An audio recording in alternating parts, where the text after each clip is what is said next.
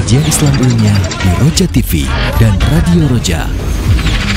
Jadi para ulama yang ulama fikih, para fuqaha, para ulama usul fikih, bagi mereka dalil bukan hanya hadis saja. Walaupun ijma itu juga harus ada dalil. Saksikanlah kajian Islam ilmiah di Roja TV dan Radio Roja. Innal hamdalillah nahmaduhu wa nasta'inuhu wa nastaghfiruh.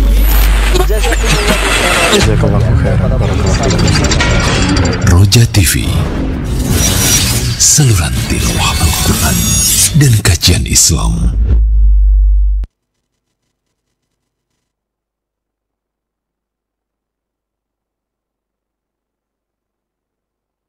Assalamualaikum warahmatullahi wabarakatuh.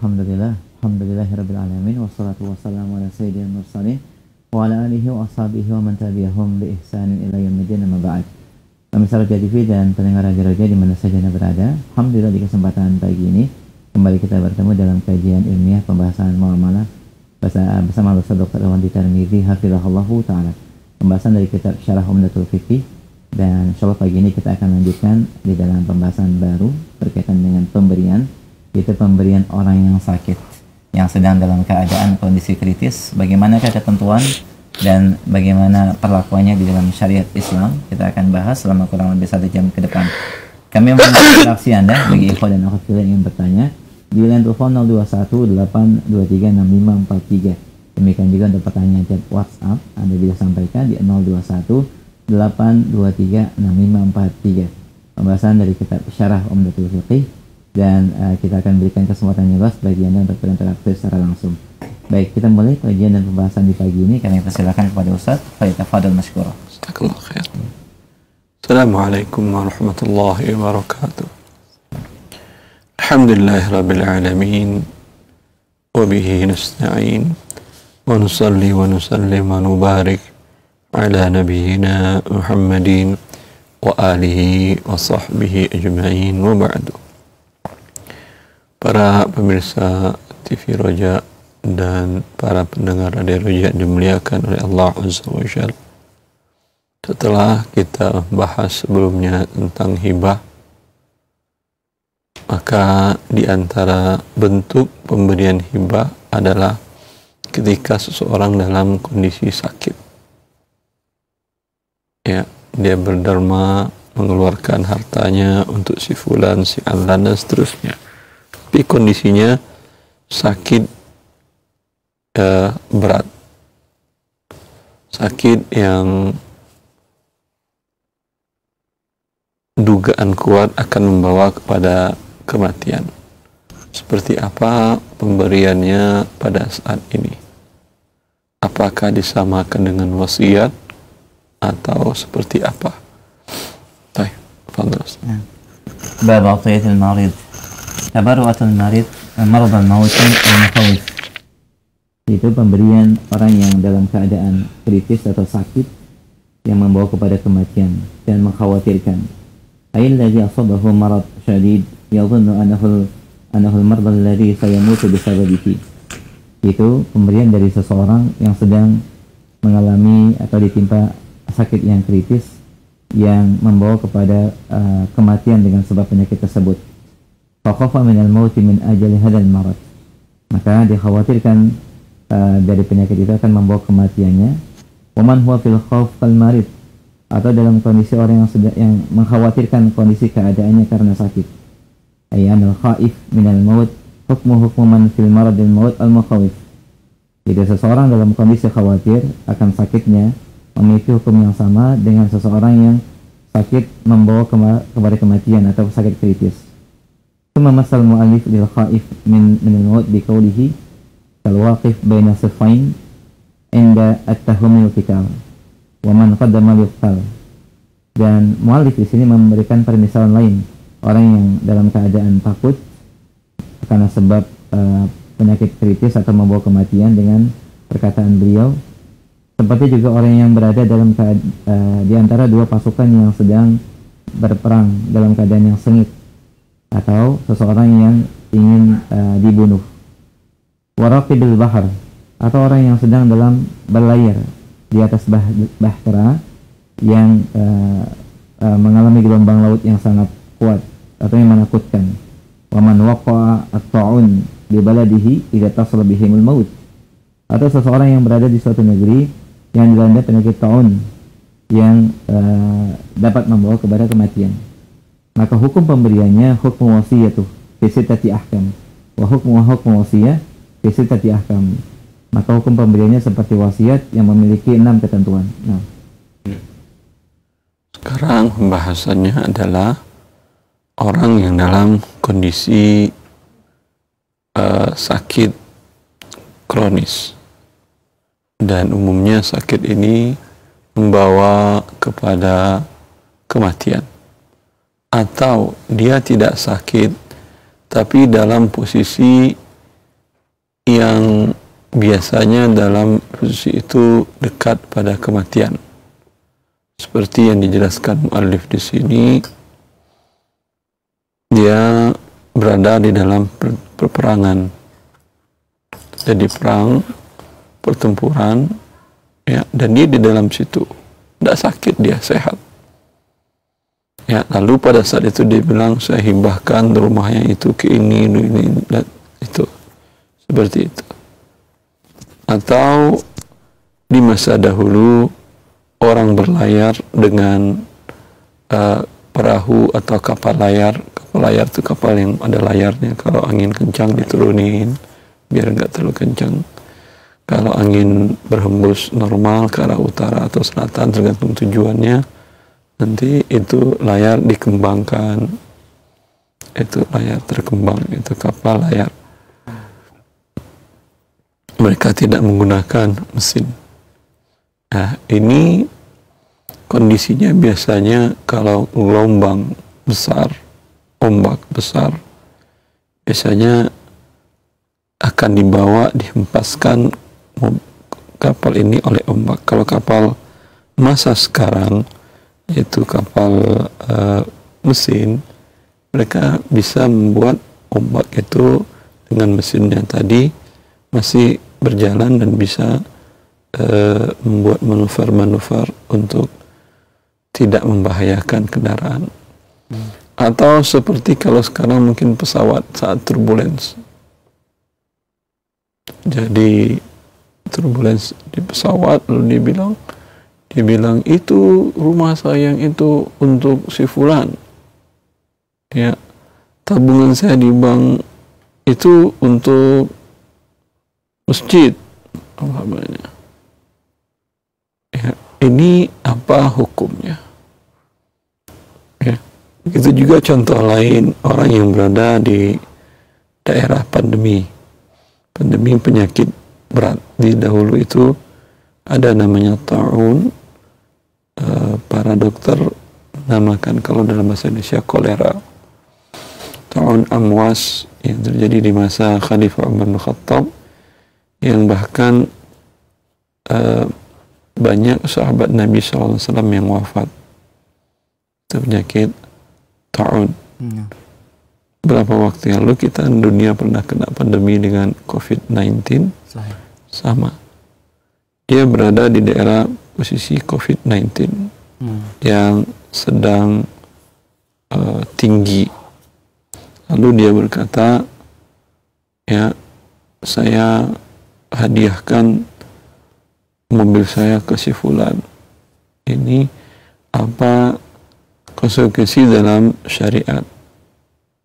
Ya.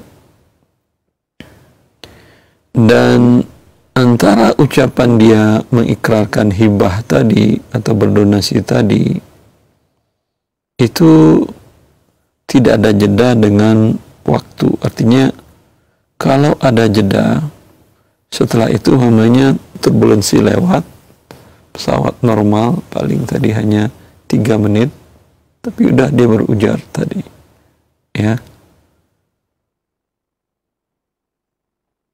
Ini tidak. Kalau ada, itu beda lagi, dia bisa rujuk dari hibahnya. Karena hibah tidak mengikat bila belum serah terima. Dia bisa rujuk dari hibahnya.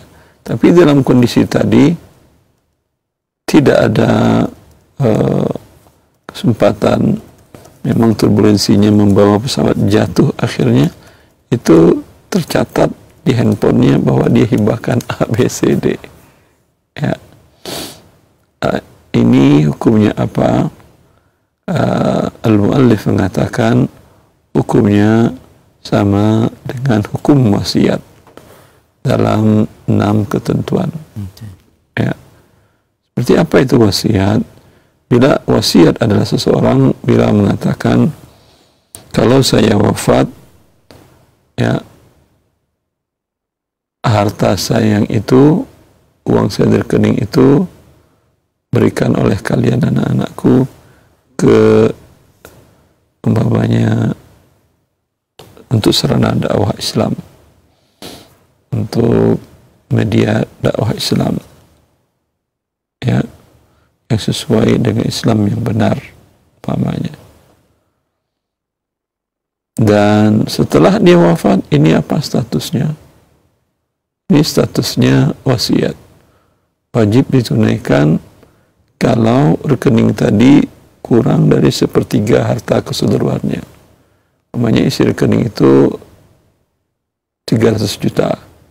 Alhamdulillah, hartanya selain rekening itu ada kendaraan, ada rumah, dan seterusnya. Semua hartanya 1 miliar. Ya, 300 juta dari 1 miliar kurang dari 1/3. Ditunaikan, iya, wajib ditunaikan. Allah mengatakan, mimba diwasiyati yusi biha, bahwa warisan baru bisa dibagi setelah wasiat itu ditunaikan. Dalam kasus pemberian, ya, pemberian bukan wasiat, dia mengatakan ini untuk si fulan, tidak dikaitkannya dengan kematian. Ya, ini bagaimana? Tergantung kondisinya. Bila dia sakit, sempat sembuh, kronis stadium 3-2 umpamanya kanker X, alhamdulillah Allah berikan kesembuhan. Selama sembuh itu dia tidak rujuk lagi. Kalau dia rujuk lagi, batal hibahnya. Dia tidak rujuk lagi, maka ini bisa disamakan dengan wasiat dalam 6 hal. Nah, ay anna hukma tabarru'at man sabaq wa hum kullu man kana yakhafu al-maut li ay sababin idza tabarra'u biha wa hum ala hadhihi al-hal thumma matu ba'da hadha at-tabarru' duna an yafsila bayna tabarru'ihim wa bayna wafatihim waqta dhahabi anhum fihi al-khawf min al-maut anna hukma hadhihi at-tabarru'at hukm wasiyah haula'i idza awsaw fi hadhihi al-hal fi 6 asya', yaitu hukum memberikan satu pemberian dalam kondisi di mana adanya kekhawatiran atau takut akan adanya kematian, apapun sebabnya, maka apabila seseorang mereka memberikan suatu pemberian dalam kondisi seperti ini, kemudian wafat setelah pemberian itu diberikan, dengan tanpa adanya jeda antara pemberian yang sudah diberikan dengan wafatnya dan hilangnya waktu yang ditakuti, maka hukum pemberian ini adalah sebagaimana hukum wasiat yang mereka wasiatkan, di mana ada 6 ketentuan. Ahaduha, yang pertama, ay wasaya al-marid maradul maut al-mukhawif wa man fi hukmihi wa tabarru'atihim la tajuzu li ajnabi bi ziyadatin ala thuluth, yaitu wasiat yang diberikan oleh seorang yang dalam keadaan sakit yang membawa kepada kematiannya, atau yang dihukumi dengan kondisi seperti itu di dalam masalah pemberiannya, maka tidak diperbolehkan untuk diberikan kepada selain ahli warisnya lebih dari 1/3. Wala tajuzu liwarisin bisai, dan tidak boleh diberikan kepada ahli warisnya sesuatu pun, walau aqalla min thuluth, walaupun lebih sedikit atau lebih kecil dari 1/3, illa bi ijazatil waratha, kecuali dengan perizinan dari ahli warisnya. Wa hadza kulluhu mujma' alaihi, dan ini seluruhnya disepakati oleh para ahli ilmu. Limaruya anna rajulan a'taqa 6 mamlukin inda mautihi lam yakun lahu mal ghairahum fada'a bihim an-nabi sallallahu alaihi wasallam fajaza'ahum athathan thumma qara'a bainahum fa'ataqa itsnain wa araqa arba'ah. Rawahu Muslim min hadis Imran ibn Husain. Sebagaimana yang diriwayatkan dari di mana seseorang memerdekakan 6 budak yang dimilikinya pada saat kematiannya, dan orang ini tidak memiliki harta selain daripada budak itu. Maka Nabi SAW memanggil mereka dan mengelompokkan budak tersebut menjadi 3 bagian, lalu kemudian mengundinya. Maka beliau memerdekakan 2 orang dan 4 yang lain tetap menjadi budak. Riwayat Muslim dari hadis Imran bin Husain. Nah. Ya, pertama, ini perbuatan hibah dia pada saat kondisi sakit kronis atau kondisi yang mengkhawatirkan membawa kepada kematian. Sama dengan wasiat, ya, maka sebagaimana dalam wasiat, bila dia berwasiat lebih dari 1/3 kepada non ahli waris tidak sah. Begitu juga seperti ini. Tadi kalau dia mengatakan dalam kondisi turbulensi tadi, ya, dia mengatakan dan bersamanya ada anak istrinya. Ini rekening saya yang di bank syariah ini semuanya untuk Masjid Al-Barakah Cilengsi umpamanya, untuk operasionalnya. Ya, ini qadarullah, itu pesawat tidak selamat dari turbulensi dan ahli warisnya hidup, alhamdulillah. Yang dianya wafat, mungkin jantungan, pokoknya wafat ya. Ini dia bagaimana yang rekeningnya tadi disamakan dengan hukum wasiat. Lihat berapa nilai rekeningnya dan hitung semua hartanya. Bila kurang dari 1/3 berarti sah. Bila lebih dari 1/3 tinggal ditanyakan kepada ahli waris yang lain apakah mereka mengikhlaskan atau tidak. Kalau tidak, hanya boleh 1/3. Ya. Kalau dia mengatakan tadi itu rekening yang di situ untuk istriku, kata dia. Ya, dan ada ahli waris yang lain juga bersamanya di pesawat itu. Dan qadarullah dia jantungan dan wafat dalam turbulensi tadi. Maka ternyata rekening ini untuk istrinya kan ahli waris. Maka wasiat tidak boleh ahli waris. Maka istri berbesar hati untuk tidak mendapatkan tadi. Kecuali ahli waris yang lain, anak-anaknya, anak laki, anak perempuannya, atau ayah ibu dari yang berhibah dan berhibah dengan makna wasiat ini, kecuali mereka mengizinkan. Itu boleh. Ini dalam hal ini sama dengan wasiat berdasarkan, dan ini hal mujma' alaih, ijma' para ulama. Dinukilkan ijma' oleh Ibn Munzir dalam kitabnya Maratibul Ijma', Ibn Taymiyah dalam Majmu' al-Fatawa, kemudian Ibn Qudamah dan Al-Iqna' fi Masail al-Ijma'. Ya, berdasarkan hadis Nabi, ijma' itu kan harus ada dalil. Dia sepakat, main sepakat aja tanpa dalil tidak bisa. Ada dalilnya. Dalilnya hadis Nabi SAW bahwa seorang laki-laki memerdekakan 6 budaknya saat dia akan wafat. Sedangkan dia tidak punya harta yang lain. Lalu Nabi SAW memanggil budak-budak yang 6 orang tadi. Lalu dikelompokkan 2-2, berarti 3, 1/3. Lalu Nabi undi. Ayo ambil undian ini. Siapa yang keluar A, B, segala macam, dia yang dimerdekakan. Keluar dari itu satu kelompok. 2 ini merdeka, yang 4 statusnya tetap masih budak. Hadis riwayat Muslim dari hadis Imran bin Husain. Ya, ini sama hukumnya dengan wasiat. Yang kedua. Nah, الثاني أن الحرية تجمع في بعض الأبيات بالقرآن إذا لم يفي الثلث بالجميع للخبر وهو حديث عمران السابق.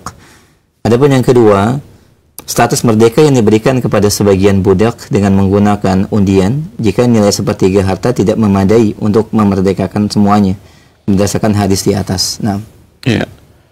Kedua, sifat kemerdekaan budak tadi tidak bisa dilakukan bila itu lebih dari sepertiga, maka harus diundi, dilihat dari keseluruhan harta si yang berhibah tadi. Berdasarkan hadis sebelumnya, hadis Imran bin Husain. Yang ketiga. الثالث أنه إذا اعتق عبدا غير معين أو اعتق عبدا معينا فنسي من هو هذا الذي اعتق من عبيده فأشكل أخرج أي اعتق عبدا من عبيده بالقرعة لأنه لا طريق إلى تعيين من يستحق العتق من عبيده إلا بالقرعة ويصار إليها كما في الحديث السابق. Poin yang ketiga, apabila seseorang memerdekakan budak dan tidak ditentukan, atau dia memerdekakan budak dan tertentu ditentukan, lalu kemudian dia lupa mana yang dia merdekakan yang telah ditentukan dari budak-budaknya, dan ada kebingungan, maka dimerdekakan budak dari budak-budaknya dengan cara diundi, karena tidak ada jalan lain di dalam menentukan siapa yang berhak mendapatkan kemerdekaan dari budak-budaknya tersebut kecuali dengan qur'ah. Maka ditentukanlah dengan cara tersebut sebagaimana hadis yang sebelumnya. Nah. Ya. Samakan dengan dia mengatakan umpamanya saya merdekakan budak saya ini, lalu lupa dia. Ya, atau dia mengatakan dia punya 10 budak. Satu budakku merdeka. Yang mana? Ya. Ini dia cari-cari, lupa, udah enggak ketemu. Maka diundi budak yang 6 tadi, siapa undiannya keluar, maka dia yang dimerdekakan. Ya. Nah. Kemudian yang keempat, anahu yu'tabar khurujuha min ats-tsulusi hal maut falau ataqa abdan la mala lahu siwahu aw tabar'a bihi wa huwa la yamliku malan siwahu summa malaka malan indal mauti summa malika indal mauti dhi'fai wa huwa la yamliku malan siwahu summa malaka indal mauti dhi'fai qimatihi tabayyana annahu utiqa kullu hina itaqihi li khurujihi min ats-tsulus indal mauti. Adapun yang keempat, apabila nilai sepertiga harta itu ditentukan pada saat kematian. Adapun jika ia memerdekakan atau memberikan seorang budak sementara ia tidak memiliki harta selain budak tersebut, kemudian pada saat kematiannya ia memiliki harta yang nilainya 2 kali lipat nilai budak tersebut, maka jelaslah bahwa budak tersebut merdeka secara utuh. Naam. Likhuruji. Yang dilihat adalah pada saat dia wafat, bukan pada saat dia hibah tadi. Nah. Hibah ketika sakit tadi, bukan itu yang dilihat. Tapi yang dilihat saat dia wafat, ya kalau dia mengatakan, ini budakku ini merdeka, dan dia divonis oleh dokter stadium 4, ya, kemungkinan besar wafat, dan qadarullah wafat. Jarak dia mengucapkan itu dengan dia wafat ada jarak umpamanya 1 minggu, 1 pekan. Pada saat dia berujar itu, ya, budak atau harta yang dihibahkannya tadi itu satu-satunya hartanya dia. Tidak punya rumah, dia nyewa kontrak, tidak punya kendaraan, dia naik angkutan umum, dan itu satu-satunya rekening dia 100 juta umpamanya. Kemudian saat dia wafat, ya ternyata sehari sebelum wafat ada waris yang dia terima. ya, sudah wafat, ada waris yang dia terima umpamanya 200 juta. Nah. Berarti yang 100 juta tadi menjadi sepertiga. Ini boleh ditunaikan. Ya, keluarkanlah uang tadi seperti apa yang dia ucapkan pada saat wafat, bukan kondisi saat wafat kurang dari sepertiga, bukan pada saat berikrar. Wa kana ma kasabahu ba'da dhalika lahu ay yakunu ma kasabahu hadzal 'abdu ba'da i'taqihi qabla al-jazmi bi kauni huran mulkan lahu li'annahu tabayyana annahu fi hadhihi al-muddah hur wal huru yamliku ma kasabahu. Adapun harta yang dihasilkannya sesudah itu merupakan miliknya. Jika sang tuan memiliki hutang yang memiliki hutang yang nilainya sama dengan nilai budaknya, maka ya urung berstatus merdeka dan tidak sah diberikan.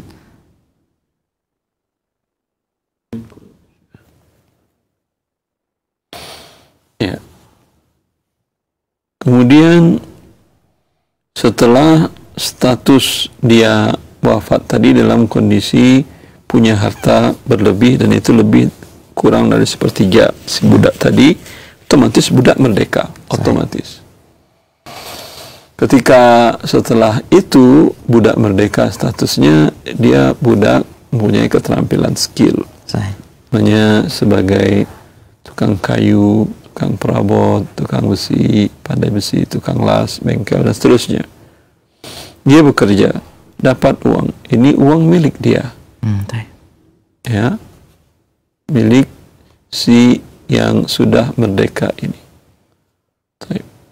وانصر عليه أي على سيد العبد الذي أعتقه في مرض موته وليس عنده مال سواه دين يستغرقه أي يستغرق ويساوي قيمة العبد أو يزيد عليها لم يعتق منه شيء لأن تصرفات المريض مرض الموت من أعتق من اعتق وحبة ونحوهما حكمها حكم الوصية لأنه ورد النص بأن حكمها في أنه لا ينفذ فيها إلا ما يخرج من الثلث كما في الحديث السابق فتقص عليه بقية الأحكام المشابهة له ومن ذلك أنه يقدم الدين عليها كما في الوصية فإن الدين يقدم على الوصية بإجماع أهل العلم.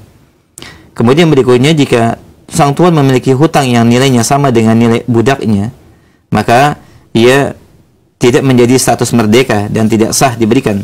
Jika seseorang mewasiatkan sebagian hartanya, penerima wasiat tidak mengambil harta yang diwasiatkan itu untuk sementara waktu. Nilainya ditentukan pada saat kematian pemberi wasiat, bukan ketika wasiat diterima. Nah, karena tasarruf al-marid, yaitu apa yang dilakukan oleh orang yang sedang dalam keadaan kritis dari memerdekakan atau memberikan hibbah atau yang selain keduanya, maka hukumnya sama dengan hukum wasiat. Terdapat adanya nas yang menetapkan bahwa itu tidak bisa ditunaikan kecuali tidak lebih dari sepertiga, sebagaimana hadis yang disebutkan sebelumnya.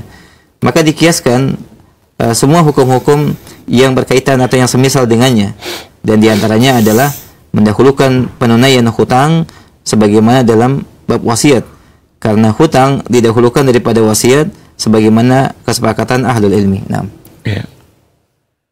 Tadi saat kondisi dia dalam mengkhawatirkan akan wafat, dan betul dia wafat, dilihatlah tabungan dia yang bilangnya di bank X itu untuk dakwah di masjid X atau untuk masjid operasional Masjid Al-Barakah umpamanya Cilengsi. Wafat dia, dilihat ada hutang dia atau tidak. Kalau ternyata ada hutang dan hutangnya menghabiskan dana 100 juta tadi yang dia ikrarkan tadi, maka otomatis batal. Ya. Kenapa? Karena ini hukumnya sama dengan wasiat berdasarkan hadis Imran bin Husain. Dan dalam wasiat itu, wasiat tidak boleh ditunaikan sebelum hutang dibayarkan. Ya, bila seorang wasiat, kalau saya wafat, umpamanya rekening saya di bank X 100 juta itu untuk amal saya donasikan ke operasional Masjid Al-Barakah Cilengsi umpamanya. Dan wafat dia. Lalu ahli warisnya melihat dulu masih ada enggak hutang-hutang si mayat ini. Kalau ternyata ada hutang dagangnya dan barang dagangan tidak cukup untuk menutupi hutangnya 1 miliar umpamanya, hutang dagangnya, barang dagangan yang ada hanya sekitar 800 juta. Jadi 100 juta tadi akan habis untuk bayar hutang, maka hibahnya saat sakit tadi tidak bisa ditunaikan. Ya, saya. Baik, yakfi Syekh. Yakfi Syekh. Jazakallahu khairan, barakallahu fiik, ikhwah dan pendengar dan pemirsa Roja TV. Demikian beberapa ketentuan dan bagaimana syariat memperlakukan hibah yang diberikan dari orang yang dalam keadaan kritis, sakit atau yang semisalnya. Dan kita berikan kesempatan bagi pemirsa dan pendengar yang bertanya untuk memperdalam pembahasan yang berkaitan dengan hibah atau wasiat di 0218236543. Dan untuk pertanyaan via chat WhatsApp seperti biasa di 0218236543. Baik, kita akan angkat via telepon terlebih dahulu. Silakan. Nah, halo. Halo, Assalamualaikum. Waalaikumsalam warahmatullahi wabarakatuh. Dengan siapa Bapak, di mana? Pakai nama hamba Allah. Dari mana Pak? Di Jakarta ya. Silakan. Ya, mau izin bertanya Ustadz. Nah. Mengenai wasiat tadi yang Ustadz bahas. Saya begini Ustadz nih, untuk gampangan hitungannya saya menggunakan angka Ustadz ya. Jadi misalnya saya punya rumah senilai 2 miliar. Terus saya punya hak waris yang kira-kira nilainya 1 miliar. Itu sebentar, hak waris 1 miliar. Iya. Itu yang berarti terima waris dari siapa? Ayah atau ibu atau adik atau istri? Saya sendiri Ustaz. Saya yang mau wasiatkan itu. Nggak paham saya Bapak. Maksudnya apa hak waris 1 miliar? Gini, saya punya harta 2 miliar rumah. 2 miliar. Terus saya punya hak waris sebenarnya Ustaz yang belum dibagi, yang belum dapat untuk saya sendiri gitu. Yang meninggal siapa sehingga Bapak dapat hak waris? Ini ada pembagian waris dari tante saya, tapi sebenarnya saya ada waris hak situ tante, hak saya 1 miliar. Dari bibi, sebentar. Iya, bibi. Bibinya sudah wafat. Iya. Tapi ya. Anda dinyatakan sebagai ahli waris, tapi hartanya belum dieksekusi. Iya, belum dibagi, nggak mau dibagi lah Ustadz gitu. Nggak bisa dibagi atau? Nggak mau dibagi sama yang menguasai warisan. Terus itu berarti keberadaannya di tangan Anda sama dengan tidak piutang yang tidak tertagih. Oh iya. Itu tidak ada, zakatnya pun tidak ada. Iya. Maksud saya yang mau saya wasiatkan itu begini Ustadz. Misalnya yang 2 miliar itu saya wasiatkan 10%-nya atau 200 juta untuk kepentingan umum atau wakaf produktif atau wakaf masjid dan lain sebagainya yang pokoknya yang bermanfaat karya. Lalu yang 1 miliar yang belum saya dapat itu boleh nggak saya wakafkan 100%-nya gitu. Jadi kalau di total 1,2 atau lebih dari 1/3 itu bisa nggak seperti itu Ustaz? Ucapannya apabila saya wafat maka yang 1 miliar di tangan ahli waris tante plus 200 juta dari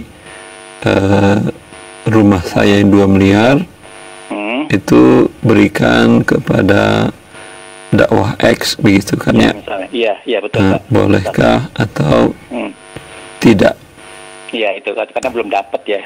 Sudah pasti dapat hak waris. Saya sudah tanya Ustadz juga waktu itu, Pak Ustadz Elwandi juga.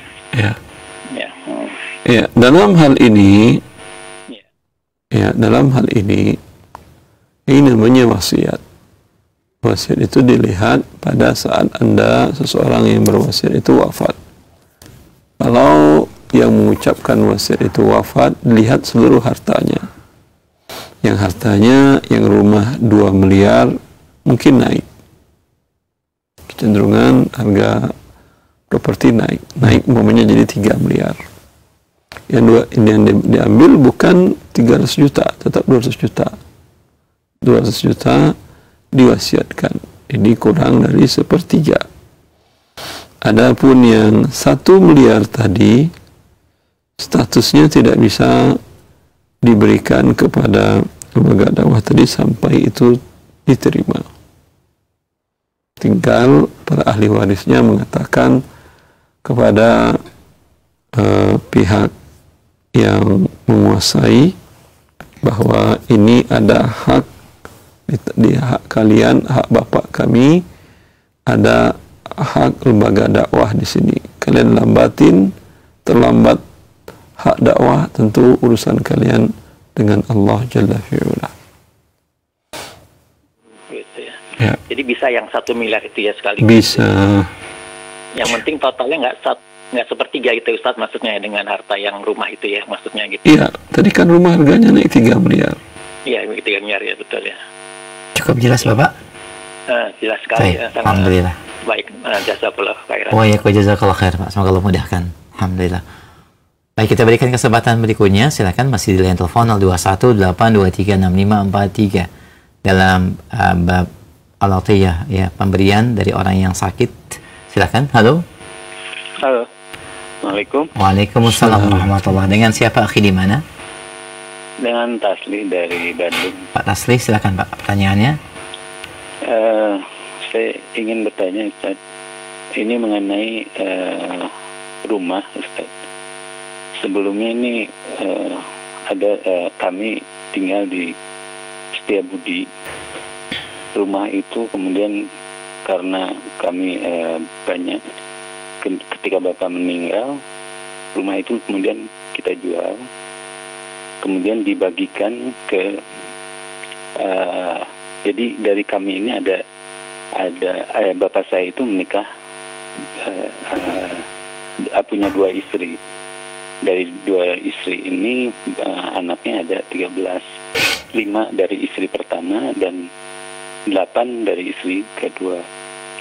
Kemudian setelah dijual, dibagikanlah ke yang 5 orang. Istri yang pertama sudah meninggal, Ustaz. Nah, ini telah dibagikan ke yang 5 orang. Sisanya istri kedua dan anak-anaknya kemudian beli rumah lagi dan ditinggalilah bersama rumah itu. Dan itu kejadiannya sudah dari 1983 sampai dengan sekarang. Ibu saya masih ada sekarang, Ustaz. Tapi pertanyaannya adalah bagaimana kita membagikannya? Karena kan rumah ini tadinya dari satu rumah dan telah dibagikan seperti itu. Itu bagaimana cara menghitungnya, Ustaz? Saya coba ulangi, saya pahami bahwa istri kedua dan anak-anaknya tidak mendapatkan waris, begitukah? Iya, langsung dibelikan rumah dan ditinggal bersama. Dapat waris apa tidak?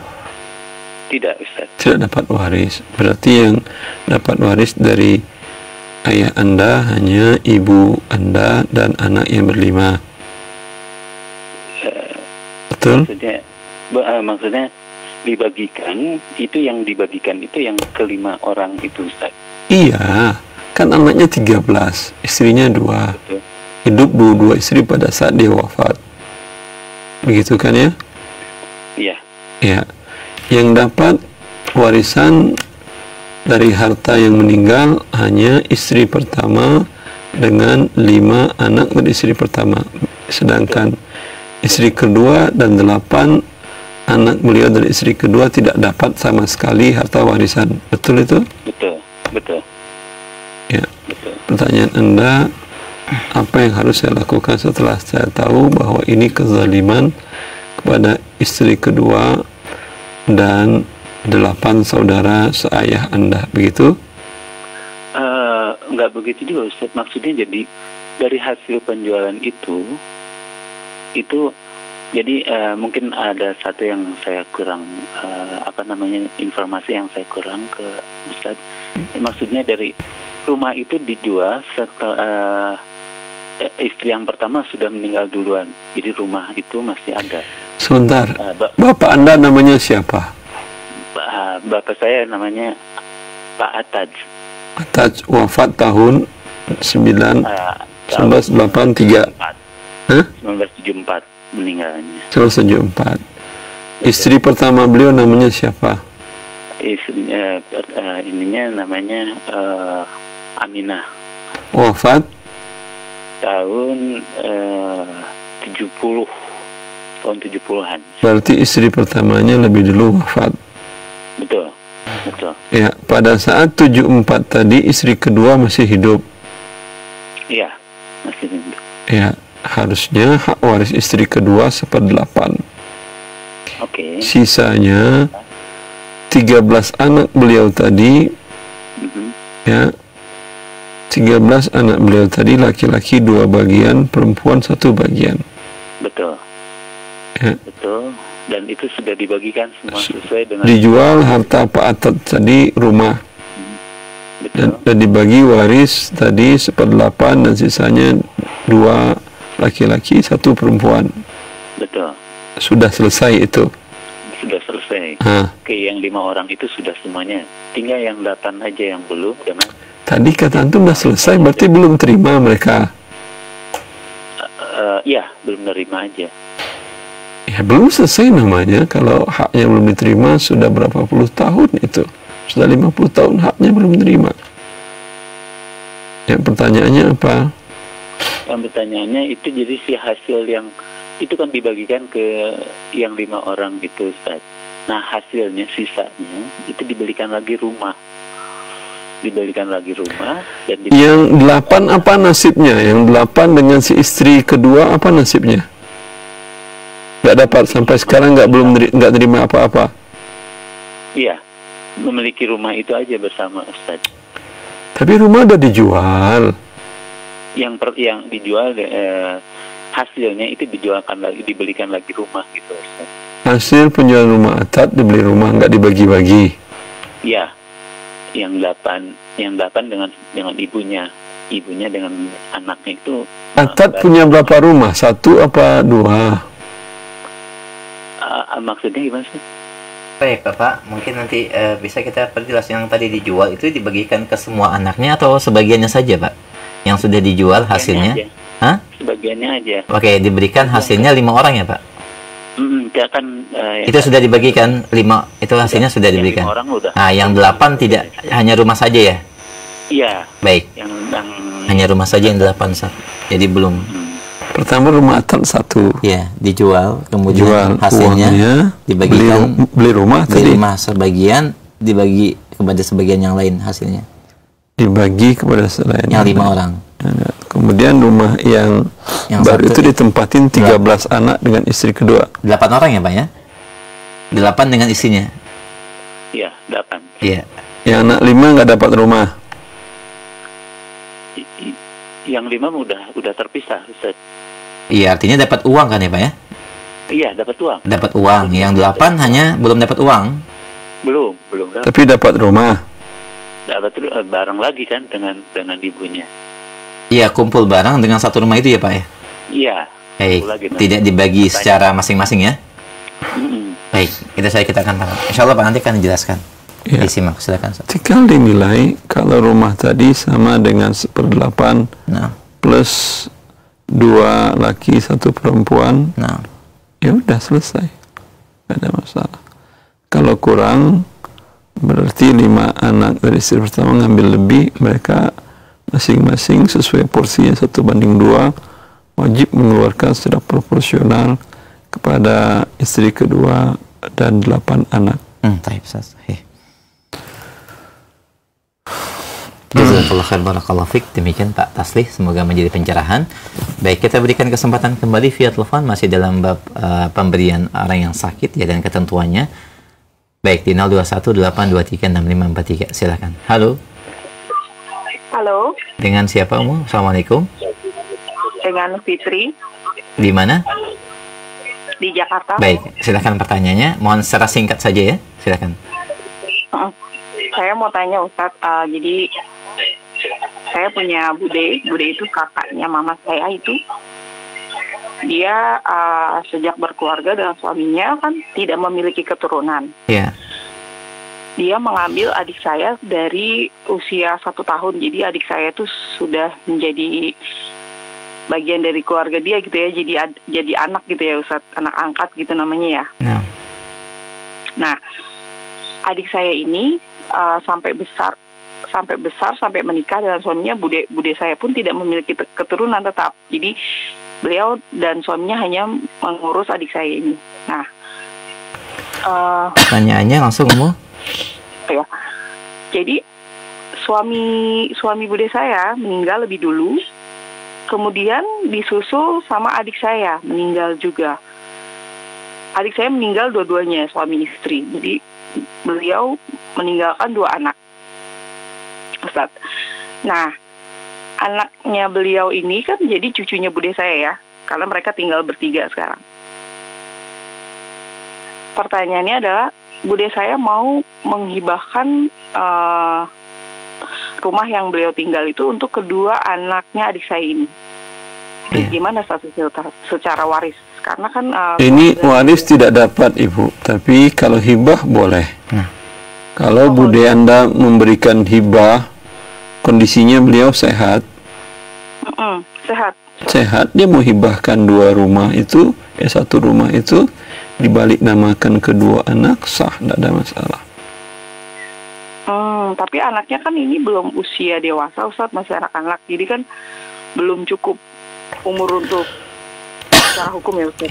Gimana ya? Baik, ya itu saja pertanyaannya. Baik, kita akan simak jawabannya. Jazakallahu khair. Ya, datang ke notaris, minta ala notaris bagaimana dia membuatkan akta hibah rumah kedua anak angkatnya ini.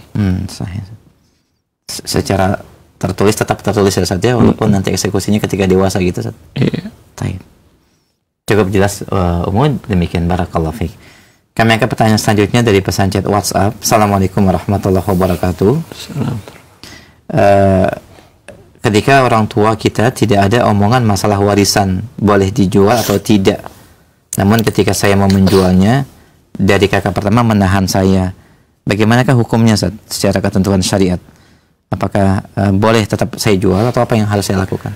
Bila seseorang wafat, maka seluruh hartanya otomatis berpindah kepada ahli warisnya, bagian masing-masing seperti yang Allah jelaskan dalam kitabnya. Anak laki-laki 2 bagian, anak perempuan 1 bagian. Maka pemilik 2 bagian atau 1 bagian, haknya dia hanya sebesar itu.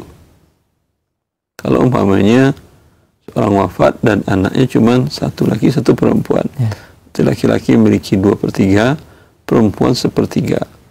Haram bagi yang laki-laki 2/3 mengatakan, oh enggak, kamu nggak bisa jual yang 1/3 tadi.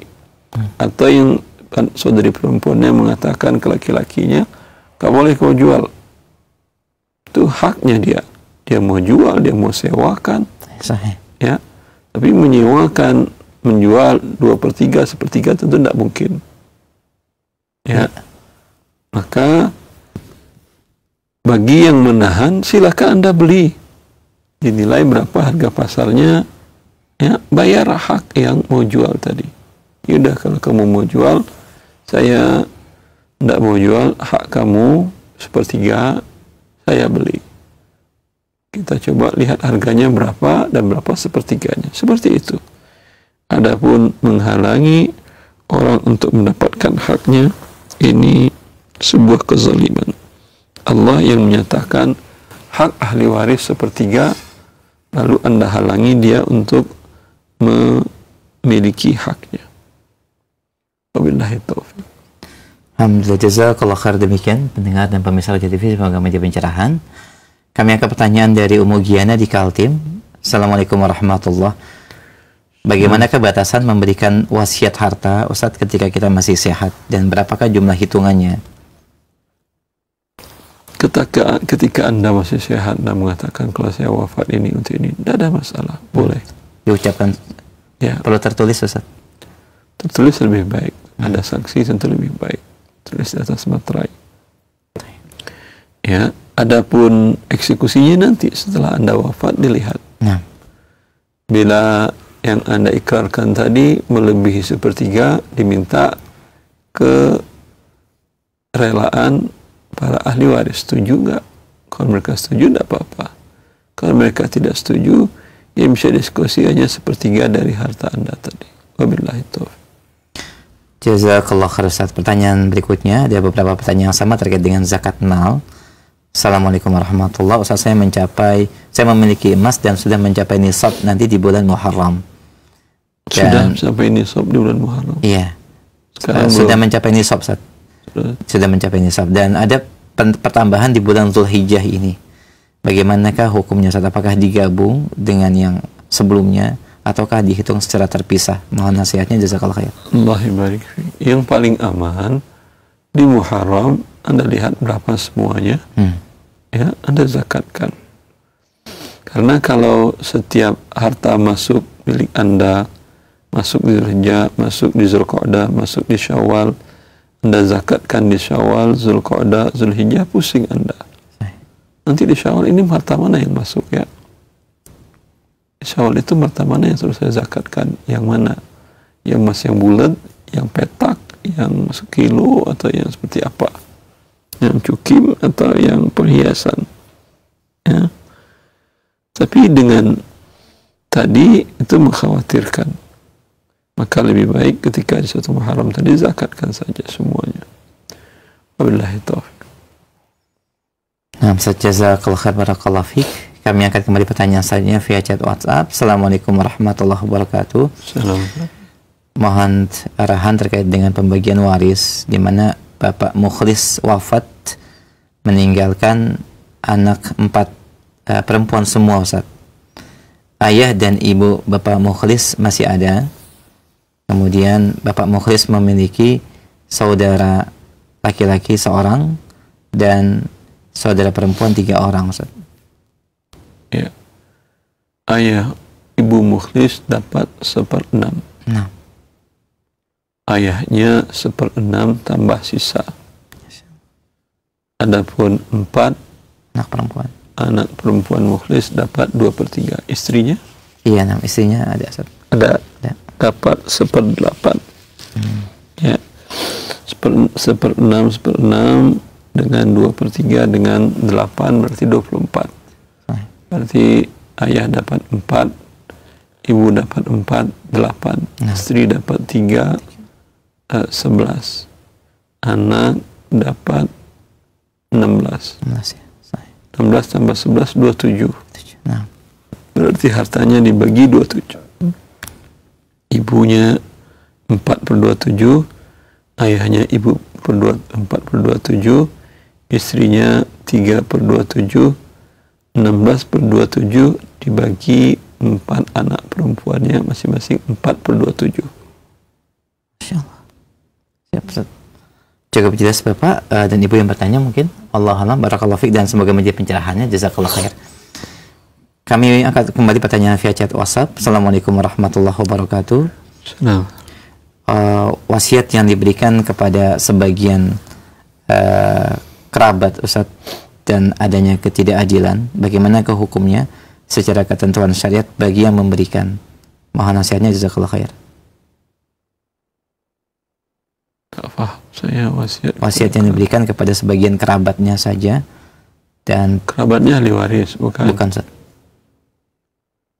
Kenapa bilang tidak adil? Terserah dia. Taib, Masya Allah. Tidak ada masalah saja. Kan tidak ada wajib menafkahi. Sahih. Kerabat umpamanya paman. Nah. Ya. Paman ahli waris. Kalau tidak ada anak laki-laki. Yeah. Andai ada anak laki-laki, paman bukan ahli waris. Sahih. Dan dia, paman ada 5. Yeah, nah. Dia sayang dengan satu paman dengan satu berbagai alasan. Nah. Ya. Gak bisa kita, penting dia sayang yang satu itu. Dia hanya berwasiat untuk pamannya. Paman yang 4, ngapain Anda iri? Ya. Sama dengan Anda ada tetangga rumah kanan, rumah kiri, rumah depan 2, belakang 2, kanan kiri 6. Lalu karena yang depan yang 1, depan kan 2 tadi, ya banyaklah mungkin lebih chemistry segala macam. Ya, setiap Anda ada ada rezeki, mungkin buah dari kebun dan Anda ambil, Anda berikan hanya kepada tetangga yang 1. Ini 5 tetangga, wih kamu nggak adil ke tetangga. Enggak. Adil itu kepada orang yang Anda wajib menafkahinya.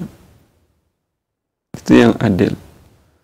Ini Anda tidak wajib menafkahi kerabat yang bukan ahli waris tadi. Maka tidak ada ucapan adil di situ. Rakyat dengan pemimpin kepada rakyatnya, pemimpin wajib melindungi, memberikan manfaat kepada rakyatnya, kesejahteraan dan seterusnya. Ini ia adil. Adapun Anda sesama rakyat, tidak ada harus adil ke rakyat yang lain, tetangga dengan tetangga. Ayah kepada anak-anaknya wajib adil. Suami kepada istri yang lebih dari 1 wajib adil. Ya, itu yang adil. Adapun saudara dengan saudara, dia tidak wajib menafkahinya. Ya, saudari dengan saudari, dia tidak wajib menafkahinya. Maka dengan demikian dia tidak perlu adil, terserah dia. Alhamdulillah itu. Jazakallah khair wa barakallahu fiik. Kami angkat satu pertanyaan. Nanti khawatir Anda katakan Allah nggak adil. Kenapa yang fulan rezekinya lebih banyak dari saya? Si fulan sehat, saya enggak. Sakit ya. Si fulan banyak ilmu, saya enggak. Ya. Allah barik. Barakallahu fiik. Kami angkat kembali pertanyaan selanjutnya, masih berkaitan dengan zakat. Ustaz, ada 2 pertanyaan. Assalamualaikum warahmatullahi wabarakatuh. Fikum ya Ustaz. Mohon nasihat dan ilmunya terkait dengan zakat emas. Apakah yang dizakatkan hanya logam mulia saja atau perhiasan juga termasuk Ustaz dizakatkan? Yang kedua Ustaz, ketika ada mustahik yang kita ingin memberikan zakat kepadanya, akan tapi dia melakukan kemaksiatan atau diantaranya tidak sholat, bolehkah selaku muzaki meminta komitmen apabila zakat ini diberikan untuk rajin dan kuat kembali ibadahnya? Dan ketika tahun berikutnya dia masih melakukan hal yang sama, kita alihkan zakat yang biasa kita berikan kepadanya kepada orang lain yang lebih taat ibadahnya. Bolehkah memberikan ketentuan itu Ustaz sebagai muzaki? Mohon nasihatnya, jazakallahu khair. Pertama, emas kalau perhiasan dipakai tidak ada zakatnya. Tapi kalau walaupun dia berbentuk perhiasan tapi dibeli tujuannya adalah kapan butuh dijual dan tidak dipakai-pakai, disimpan aja, ini ada zakatnya. Ya, adapun emas lentakan, ya sepakat para ulama ada zakatnya. Kemudian memberikan zakat kepada orang muslim. Orang yang tidak pernah sholat beda dengan orang yang sholat bolong-bolong dengan tidak pernah sholat. Orang yang tidak pernah sholat, ya, pendapat yang terkuat dalam mazhab Syafi'i dan mazhab para ulama yang lain, dia keluar dari Islam. Beda kasusnya dia bolong-bolong. Ya. Kadang sholat, kadang enggak. Tapi kalau enggak pernah sholat sama sekali, dia bukan Islam. Kalau dia adalah kerabat Anda, mungkin paman, bibi, ya, maka Anda sampaikan, saya ada zakat. Tapi ini tidak boleh untuk orang di luar Islam. Orang Islam itu, kata Nabi, al-ahdul ladzi bainana wa bainal kufri as-salah. Yaitu perbedaan antara kafir dengan iman, mukmin adalah sholat. Dan yang meninggalkannya sama sekali berarti dia tidak beriman. Kadang saya sholat kok, kata dia. Ya udah, kalau Anda mengaku kadang saya sholat, ini saya berikan, tapi jangan kadang lagi, sholat 5 waktu. Ya, susahnya hidup Anda itu diantaranya karena Anda tidak beribadah kepada Allah. Ya, tentulah orang yang menentangi penciptanya, jangankan menentangi penciptanya, bertentangan saja dengan suami, dengan orang tua, dengan anak, dengan adik, Anda tidak nyaman. Ya, walau yang salah mereka, tapi tetap Anda tidak nyaman. Apalagi sekarang ribut dengan pencipta. Menciptakan Anda dari setetes air mani menjadi manusia yang memberi rezeki Anda, ribut dengan dia. Dia suruh sholat, Anda tidak mau. Ya, maka jangan bolong-bolong, penuhi semuanya. Dan tidak masalah, Anda ancam juga. Kalau depan masih bolong-bolong lagi, saya tentu ingin harta saya ini berguna untuk ketaatan kepada Allah. Saya akan serahkan kepada fakir miskin lain yang mustahik, yang dia sholat tepat waktu. Ya, sehingga terbantu dia untuk taat kepada Allah. Ketika tahun depan dia sama juga, ya udah jangan kasih. Kalau dia minta uang, ya suruh dia sholat dulu. Tunjukkan kamu sholat 5 waktu, saya kasih, walaupun ya Anda niatkan atas nama zakat pun nggak ada masalah. Butuhkah uang 1 juta? Lagi ada uang kamu minta. Disuruh sholat aja kamu nggak mau. Ya, tunjukkan kamu sholat 5 waktu dulu selama sepekan ini. Ya, kan rumahnya berdekatan. Mau ke masjid, mampir, Assalamualaikum Kak. Ya, ahli sholat dia. Ya, nanti kakak berikan uang 1 juta itu. Nah, itu tidak apa-apa. Dan nanti Anda hitung dari zakat Anda yang Anda dahulukan, boleh. Wabillahi taufiq. Nah, jazakallah khair atas nasihat, dan demikian pendengar dan pemirsa Roja TV, semoga bermanfaat dan menjadi pencerahan. Kita angkat pertanyaan via telepon, silakan di 0218236543. Yang mungkin baru bergabung, silakan. Halo. Silakan. Halo. Ya. Waalaikumsalam warahmatullahi wabarakatuh. Dengan siapa Umu, di mana? Dengan Umu Akila di Bogor. Baik, silakan pertanyaannya. Ya, Ustadz Afwan. Saya punya orang tua masih hidup.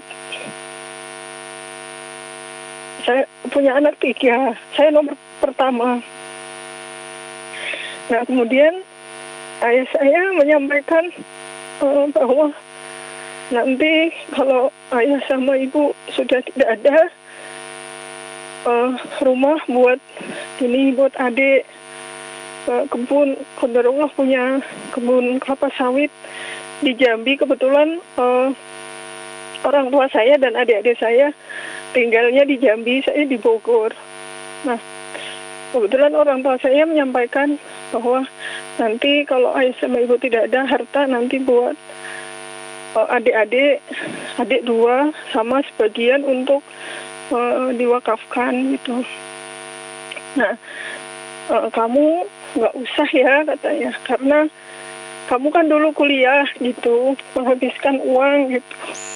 Nah, pertanyaan saya, Ustadz, apakah seperti itu diperbolehkan secara syariat gitu? Dan apakah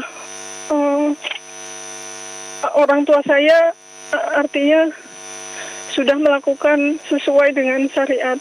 Mungkin itu saja, Ustaz. Terima kasih. Ya Allah, barik fiik. Kita akan simak jawabannya. Jazakallahu khair. Silakan, Ustaz. Ini namanya wasiat. Dia mengatakan, bila saya dan ibu kalian wafat, maka ini untuk A, B, dan C anak-anaknya. Ya, yang satu tidak. Maka wasiat kepada ahli waris, kata Nabi SAW, pada wasiat ahli waris. Wasiat kepada ahli waris tidak sah. Maka ucapan ayah dan ibu Anda sekarang itu tidak ada gunanya. Nanti kapan wafat, itu harta mereka dibagi sesuai dengan ketentuan waris yang Allah jelaskan di dalam kitabnya. Wabillahi taufiq. Masya Allah. Jazakallah khair. Saat demikian, yang bertanya semoga menjadi pencerahan yang bisa disampaikan kepada saudara-saudaranya. Barakallahu fiik. saya sedikit ada pertanyaan berkaitan dengan tema tadi, ada undian. Pertanyaan ada beberapa yang masuk. Bagaimanakah hukum undian hakikatnya, Ustaz? Tadi jelaskan hukum mengundi di dalam syarahnya, dan manakah yang diperbolehkan dan undian yang seperti apa yang dilarang? Mohon pencerahannya, jazakallah khair. Undian kalau untuk menentukan yang berhak dari yang berhak, mereka semuanya berhak.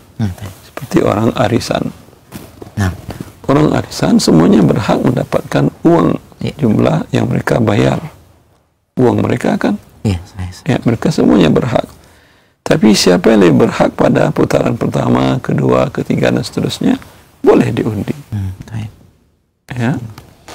Itu seperti juga Anda punya anak 5. Anda ada tugas dari perusahaan atau dari kantor keluar kota. Kalau dibawa 5-5-nya nggak pergi tugas namanya. Itu namanya pergi main-main. Ya. Tapi ingin ada anak 1 ya yang sedang liburan. Yang lain tidak. Kalau semuanya pas lagi liburan, Anda undi saja. 1 ikut ayah, ya, sambil dia belajar bagaimana susahnya ayahnya mencari rezeki. Ya, melihat bagaimana uletnya ayahnya mencari rezeki, dan bagian dari pendidikan ini, pengajaran. Ya. Dan tentu jangan pakai anggaran dari biaya perjalanan dari perusahaan atau dari instansi tadi. Pakai dana pribadi Anda untuk biayanya. Maka ini boleh diundi. Seperti Rasulullah SAW mengundi istri-istrinya bila beliau safar. Nggak mungkin 9 istrinya ikut dalam peperangan. Itu repot. Ya, perjalanan.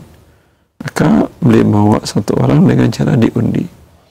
Dan Allah mengatakan dalam kitabnya tentang Nabi Yunus, ya, ketika beliau pergi meninggalkan kaumnya sebelum turun perintah Allah, dan beliau naik ke kapal tersebut tahu-tahu dihantam gelombang besar.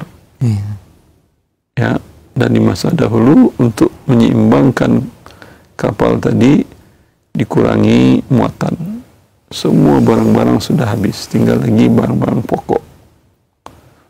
Pun masih belum stabil kondisi kapal, harus ada orang yang dibuang 1.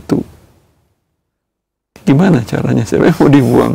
Tentu nggak ada yang mau dibuang. Ya, maka Allah mengatakan fastahamu fakana minal mudhadin. Lalu mereka sepakati, kita undi ya. Siapa yang keluar, dia yang dibuang. Ya, setuju semua. Di undian pertama keluar nama Nabi Yunus. Ya, harus dibuang. Nabi Yunus alaihissalam, wajah orang soleh itu kelihatan. Wajah Nabi kelihatan. Seperti yang dikatakan ketika Nabi sampai di Madinah, seorang Yahudi mengatakan, wajhuhu laisa biwajhin kadhib. Nah, ketika Nabi Muhammad SAW datang ke Madinah, ya, seorang Yahudi mengatakan wajah beliau bukan wajah seorang pendusta. Ya, Anda pun dengan teman-teman Anda dari lihat wajahnya kelihatan ini banyak bohongnya. Nah, ini orangnya lurus, baik, amanah, bisa kelihatan. Maka mereka nggak setuju kalian dibuang Yunus. Undi yang kedua nggak setuju, keluar lagi. Undi yang ketiga, kata Nabi Yunus, dia tahu bahwa ini mungkin teguran dari Allah Azza wa Jalla atas tindakannya, ya, dia yang ceburkan dirinya ke laut.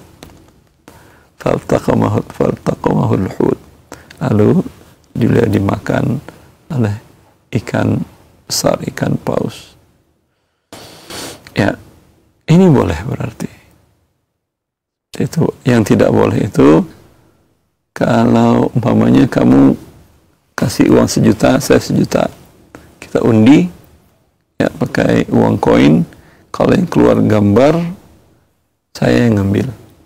Kalau yang keluar adalah nominal 150, 200, kamu yang ngambil. Ini undian ini yang menyebabkan harta orang menjadi hilang. Ini yang haram. dinamakan dengan perjudian. Allahu Akbar. Jazakallah khair Ustaz. Alhamdulillah. Demikian ikhwan dan akhwat jazakumullah, beberapa pertanyaan, dan tadi pertanyaan berkaitan dengan undian sudah dijawab, semoga menjadi pencerahan. Ini merupakan pertanyaan kami terakhir, dan sebagai kesimpulan dan ikhtitam silakan Ustaz. Ikhwani akhwati fillah, agama Allah adalah agama yang paling sempurna karena berasal dari yang maha sempurna, yang menciptakan alam semesta dan menciptakan semua makhluk dan termasuk kita di atasnya. Sampai pun dalam aturan hibah dalam kondisi sakit pun Allah tentukan melalui lisan Rasulnya dan penjabaran para ulama kita dari masa ke masa. Kita hanya tinggal mempelajari dan mengamalkannya, sebuah kemudahan. Ya, sebuah kemudahan bagi kita yang hidup di akhir zaman ini, dan pun mempelajarinya banyak media, banyak fasilitas yang untuk memudahkan. Sambil nyetir pun Anda bisa belajar ilmu, mendengarkan dari rekaman ataupun live, yang ini tidak ada pada masa para ulama di masa dahulu. Maka menjadi kufur nikmat kalau nikmat ilmu dan amal ini kita berpaling darinya. Wallahu taufiq.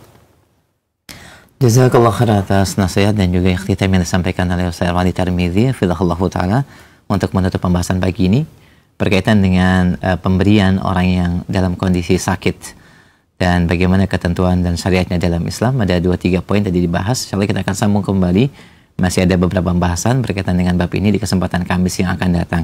Kami mohon maaf ada sejumlah pertanyaan belum bisa kami ajukan karena keterbatasan waktu yang ada. Semoga yang sedikit yang bermanfaat dan semoga Allah memberikan taufik dan hidayah bagi kita untuk bisa mengamalkan ilmu yang kita pelajari. Jazakumullah khairan. Kita akhiri dengan kafaratul majlis. Subhanakallahumma wa bihamdik asyhadu an la ilaha illa anta astaghfiruka wa atubu ilaik. Assalamualaikum warahmatullahi wabarakatuh.